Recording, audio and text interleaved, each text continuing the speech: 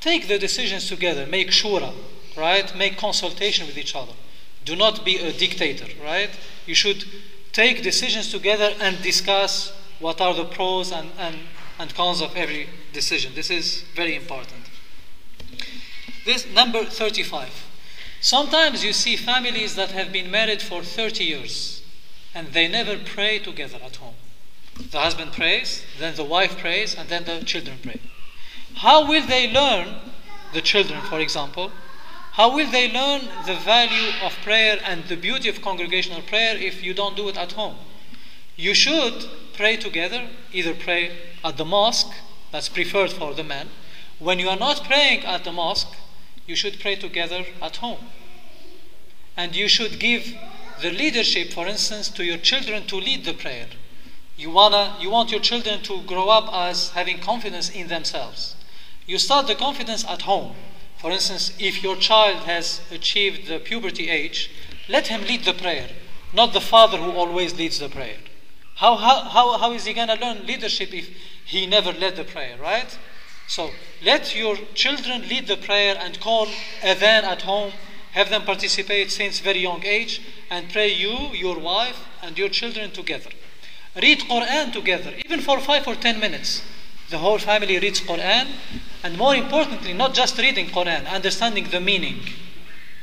Even if you read one verse or 2 verses, understand the meaning and discuss as a family how are we going to apply this together, right?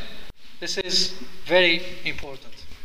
And plan Umrah together, for instance, or Hajj together, or make Qiyam al-Layl together, Tahajjud. The Prophet, peace be upon him, says that Allah subhanahu wa ta'ala sends a mercy. There is a special mercy that Allah sends for a husband or a wife who wakes up his or her spouse before Fajr prayer, for Tahajjud, to pray.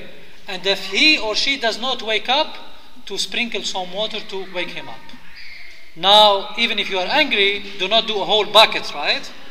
Just sprinkle some water to wake up your spouse and pray Tahajjud. I remember a couple few years ago in Tuscaloosa, they were about to divorce after 30 years of marriage. Their marriage was very solid, but I don't know what happened. They had children, no problem at all. But they wanted to divorce. So, a brother at that time, he tried to solve the problem. He could not. They said, we want to divorce. There is no future between us. So he told them, I'm going to give you a last advice, and then tomorrow go ahead and divorce in court. Tonight, wake up for Qiyam al-Layl, let's say half an hour or 45 minutes before Fajr prayer. The third part of the night. This is a very special time when Allah descends to the lowest heaven, asking who has... So, there is a special mercy. So he told them to pray Tahajjud together, and they prayed Tahajjud together that night. They don't know what happened in the morning. Wallahi. Until now, this happened I think 6 or 7 years ago. They have a very solid marriage. So if you have problems in your marriage, or you know somebody who does that, give him this advice. Pray and cry to Allah subhanahu wa ta'ala that there is a problem, we don't know how to solve it, please help us to solve it. In the last third of the night.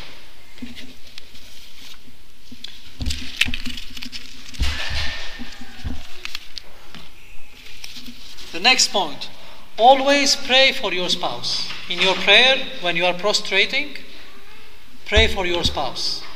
Pray that she will go to paradise. Pray that he will go to paradise. Pray that they will have excellent health. Pray that you will love each other. Always pray for your spouse. This will increase the love between you for sure. And choose the times where the dua is best accepted. What are some of these times? As we said, one of them is the last third of the night. You wake up, for instance, 45 minutes before Fajr prayer. That's the best time. Or immediately after the Fard prayer. This is an accepted time. Or between Iqamah and Adhan. You know, when the Mu'adhan in the mosque makes the Adhan, then we wait for a few minutes and then we make Iqamah. The Prophet said that if you make dua at that time, the dua will not be rejected. The dua will not be rejected. That's a very special time. When you are fasting also, the dua of the fasting person is accepted. When you are traveling, so use these special times when you are prostrating, the last third of the night, after every prayer, between iqama and adhan, when you are fasting, when you are traveling. These are special times to pray for your spouse. Always remember your spouse in your prayer, always. And of course, remember your children and your parents. When one talks about the rights and obligations of husbands and wives, of course the rights can be written on paper, right? But what's more importantly, they should be engraved in our hearts. Rights and obligations. This is why Allah subhanahu wa ta'ala so many times in the Quran, when He talks about rights and obligations, the verse that follows it immediately says, وَاتَّقُوا Be aware of Allah, that Allah is watching you. Because rights and obligations is not enough. You have to have it in your heart. Even when you divorce, it says وَاتَّقُوا You have to be pious when you do that you are aware that Allah is watching you. The next point, kiss and hug your wife before you leave home. This is what the Prophet ﷺ used to do. Before going to the mosque, you know that his house was next to the mosque, right? Next to the mosque. So he's not going to be living for a long time, right? But he used to kiss his wife before going to the mosque. And it's okay. If you kiss your wife, it's not going to nullify your wudu. This is a misconception, right? If you kiss your wife, it's not going to nullify your wudu. Before you go home, kiss and hug your wife. When you go home, the same thing. The first thing you do, as we talked about before, kiss your wife, give her a hug, right? Share very special moments. The next point. If you have a problem with your spouse, never make it as public knowledge. Never make it as a public knowledge. If you have somebody that you can trust, you want to consult with that person, right? If he's knowledgeable and wise and cares about you, it's okay. But never discuss it with people who are not knowledgeable, because they may make things worse. Number 40, this is especially for the husbands. Some husbands think that they are always right. They have a very strong ego. And of course this is wrong, because none of us is always right. All of us make mistakes.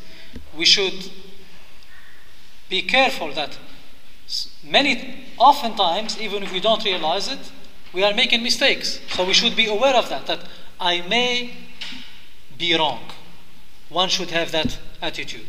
And the same thing for the wife. But typically, husbands have more problems in this. And now, each one of you has an index card in front of you and a pen, right?